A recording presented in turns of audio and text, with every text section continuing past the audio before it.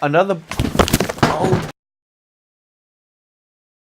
Hello again. This is part 4 of my May book haul, and this is my horror thriller book haul. These are the horror thriller books that I've read.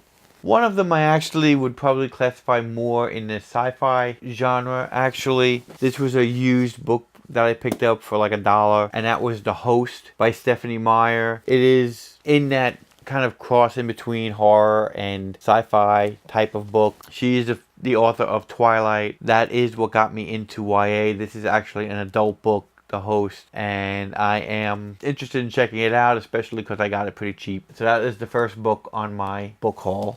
Keeping with the thrift books, I picked up The Couple Next Door by Shari LaPena. I read her Stranger in the House book, and I enjoyed it. I did have some problems with it, which if you look back on my channel, I did do a review on it. But in general, for a psychological thriller, it was interesting. I know this is a very popular book of hers, so again, I got it at the thrift store for like $1, and I decided to just pick it up. I then found 2 Stephen King books that I didn't own, that I haven't read, which was Skeleton Crew, which is a collection of short stories. I haven't read a lot of Stephen King short story collections, maybe 2, 3 tops, I believe. So I'm interested in reading this.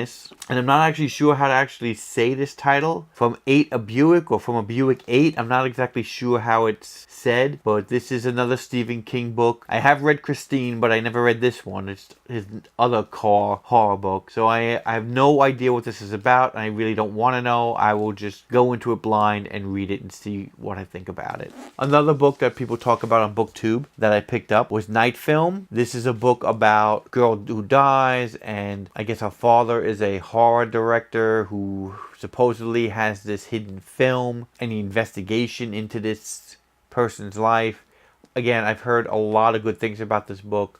I am looking forward to reading it, and that is Night Film. The next book I knew nothing about, and I literally bought it based on what it said in the description. The name of the book is Silver is for Secrets. And let me read you the description so you know why I picked it up. I'll make you pay. After 2 years of having nightmares, outwitting stalkers, and saving lives, including her own, Stacy's memories of boarding school aren't all rosy. This summer, Stacy, her boyfriend Jacob, and their circle of friends are looking forward to one last vacation before they start college. 6 good friends, a cottage on the beach, and no parents. Just sun, surf, and sand. It's perfect until the nightmares return. But this time, they're not about one of her friends. They're about Clara, the girl staying in another beach cottage. The dreams predict Clara's death, but Stacy's having a hard time getting Clara to stop chasing guys, including those who already have girlfriends, long enough to find out who's stalking her. Stacy can't just stand by and watch Clara die, but the meaning of her dreams isn't always clear. This time, they don't warn her about the horrific consequences, a tragedy far beyond her worst nightmares that will haunt her for the rest of her life. So it sounds interesting. When I read that synopsis, and again, it was only $1, I said, I gotta pick this up. I have no idea if it's good. I haven't even looked on Goodreads to see what the reviews are on this, but I decided to pick it up just based on the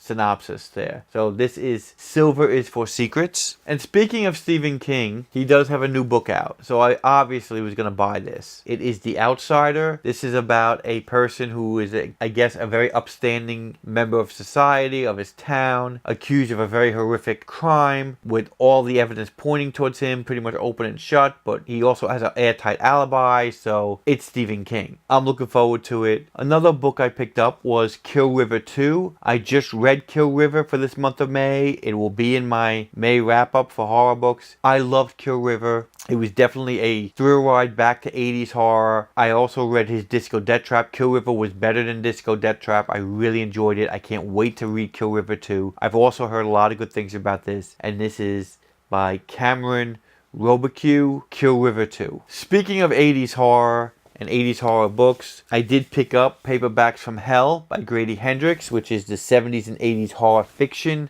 history. This is a book I am looking forward to. I actually just leafed through it and saw a lot of books I remember reading, and it did bring me back to that time when I picked up a lot of these horror books. I really enjoy it. I really enjoyed those books, and I can't wait to dive into this and learn about some new ones and some different ones that I didn't know about. So this is Paperbacks from Hell. And the last book I want to talk about, I was just looking on Amazon for new releases and I saw this and it was almost a cover buy because it is the year's best hardcore horror volume 3, which I never actually read before, but it is a pretty interesting cover with this woman here and all the blood. Pretty graphic type of cover. I actually read the intro about what the stories are, and it also is really interesting. Let me just read the synopsis here. Comet Press is extremely proud to present its 3rd annual anthology featuring this year's hardcore core of authors with the best extreme horror fiction of 2017.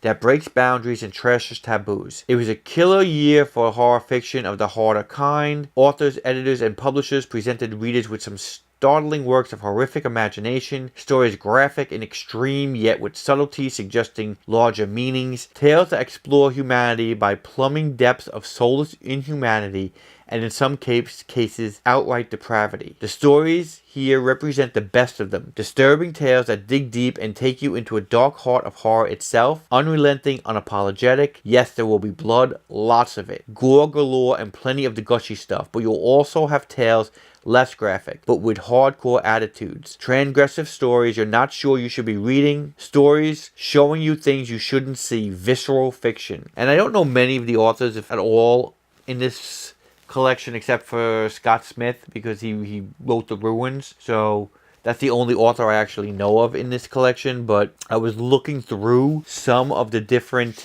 stories in here because I read the introduction and it's really interesting. They talk that one story here is Lovecraftian type of story. Another story about a medieval tale of a djinn summoned by a priest. Another story on a trip to Mexico. Another story behind the scenes of a porno snuff film. They got a story here about body horror. They have a story here about an ancient demon with a taste for broiled children. And a popular VR game called Slut Slayer. It's going to be interesting. It's definitely going to be interesting. I am looking forward to it. That is the year's best hardcore horror volume 3. And that is my book haul for May, part 4, my horror book haul. I am done with all my book hauls. So hopefully next week I can get into my wrap-ups. Thanks again for watching and I hope to see you soon. Bye.